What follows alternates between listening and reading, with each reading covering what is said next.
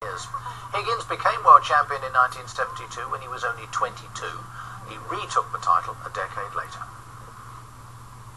The authorities in the German city of Duisburg are trying to get to the bottom of a series of events which left at least 19 people dead and hundreds more injured at a techno music festival. They're investigating reports that panic broke out as thousands of people were going through a disused railway tunnel at the entrance to the site. Military forces from the United States and South Korea are starting a series of naval exercises in the face of threats from North Korea that it could retaliate. The manoeuvres will involve 20 ships, 200 planes and 8,000 personnel. They're being seen as a show of strength after the sinking of a South Korean warship in March, for which both South Korea and the US blame the North. Ships working to plug the leaking oil well in the Gulf of Mexico are returning to position after taking shelter from a tropical storm along the coast of Florida.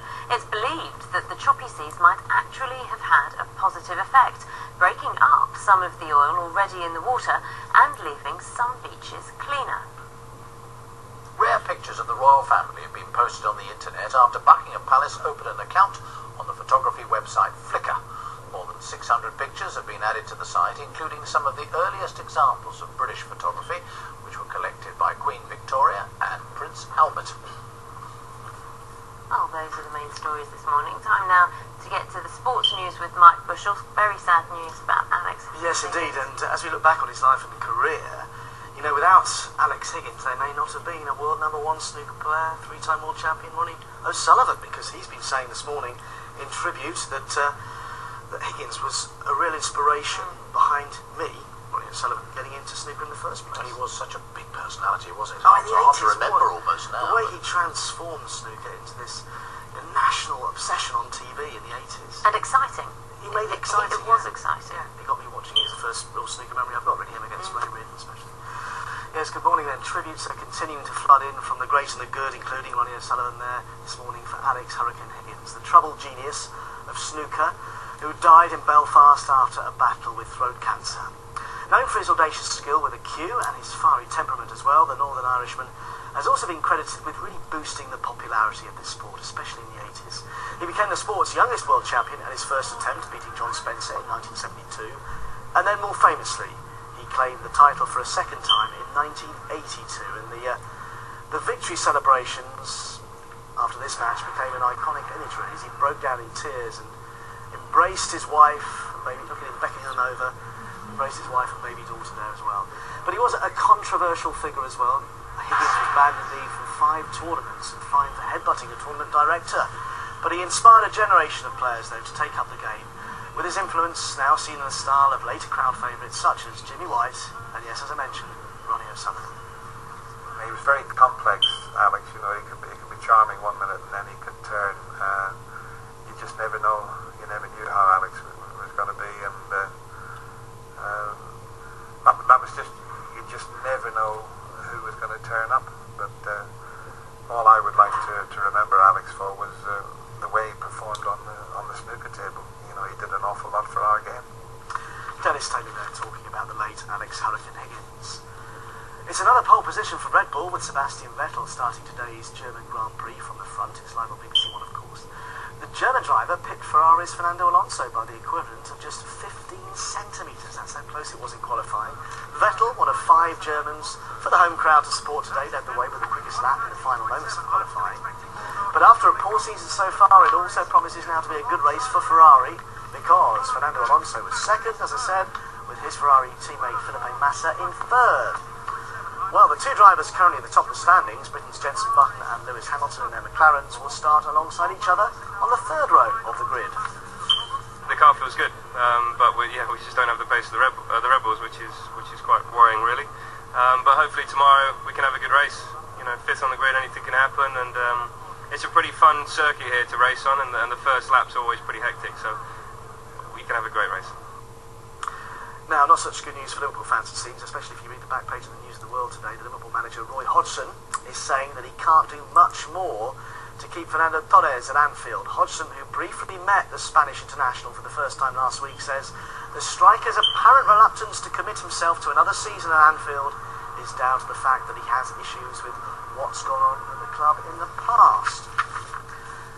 home, Becks. That's the bold message from the West Ham co-owner David Gold to David Beckham. The 35-year-old global star was, of course, born in East London, in the area around West Ham. So according to Gold, he could play for the Hammers in the autumn days of his career. Gold also believes that Beckham would help the club's bid to move into London's Olympic Stadium after the 2012 Olympic Games. Beckham is currently back in the USA with the LA Galaxy. Meanwhile, the youngsters are showing their older counterparts just how it's done. England's under-19 footballers are through to the semi-finals of the European Championship after drawing 1-1 with hosts France. The result now sets up a meeting with Spain in the last four. The faces are younger, but the predicaments are the same. An England team starting a game knowing they need to at least draw, maybe win, to stay in an international competition. And unlike their suspended senior players currently in a form of collective detention, this French side are top of the class. Jules Sunu almost gave them their 10th goal of the tournament and the lead. But Aston Villa's Nathan Delfonso showed something of the fearlessness of England's youth. How many times have English fans called out for an approach like this from Capello's men? France were more assured though and got a deserved lead in the second half. Yanis Tafer heading in, England's defence learning the hard way that you can't leave players unmarked in the 6-yard box.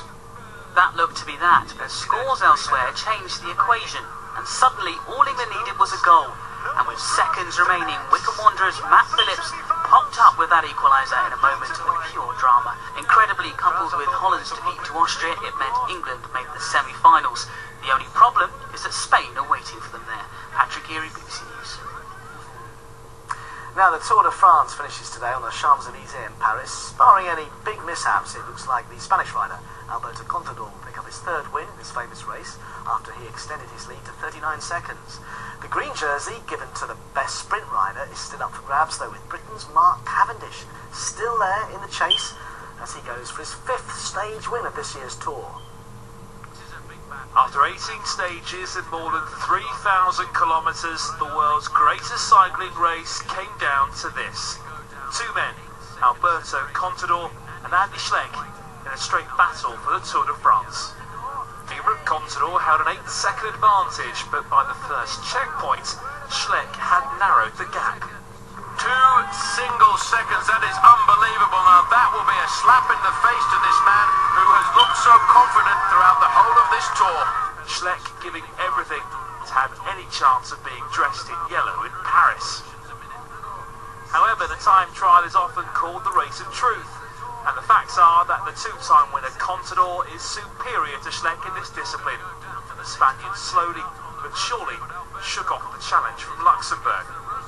When Schleck crossed the line, the only man left on the road was Contador, the man who's going to win this year's Tour de France. Alex South, BBC News. Should be some climax later today on the Champs-Élysées in Paris. Now, the Open winner, Louis Oosthuizen, is still in with a good chance of an historic victory in the Scandinavian Masters, going into the last day in Stockholm. Oosthuizen went round in 70 in the third round to take him to 9 under par, so 1 shot off the lead. If the South African were to win, he'd be the first player to win a European Tour event a week after winning the Open. Swedish home favourite Rickard Johnson kept things balanced to shoot 70, and he shares the lead with KJ Choi on 10 under par. A British-trained horse, Harbinger, has become the favourite now for Europe's biggest horse race in the autumn after an impressive win in Ascot. The 4-1 shot Harbinger, trained by Sir Michael Stout, won the King George VI and Queen Elizabeth Stakes by 11 lengths, and that's a course record time now. Harbinger is therefore the favourite to win the Prix de l'Arc Triomphe, which takes place in Paris in early October. Margin victory, that was really convincing for Harbinger there. The championship leader Jorge Lorenzo is equally convincing as he streaks away. He'll start the US MotoGP later today from pole position on his bike. The Spaniards Yamaha beat the Ducati of Casey Stoner into second. Repsol Honda's Andrea Dovizioso completes the front row of the grid. And world champion Valentino Rossi qualified in 6th. Finnish rider Mika Kallio had a lucky escape after crashing his Pramac. Incredible pictures coming up because he manages to walk away from this crash relatively unhurt, despite going over right on his shoulder there. The helmet, the equipment, and his fitness basically protecting him there. And you can watch the US Grand Prix live on BBC 2 at 10 o'clock tonight. And the final word really on Alex Hurricane-Higgins. We've heard about Ronnie O'Sullivan being inspired. So too Graham Keir from West Lothian, who's emailed in saying it was he who turned snooker from an exclusive gentleman's game into a sport. That was very well put. Yes, so thanks to Graham. Everybody's emailed him for that. I imagine many people will be thinking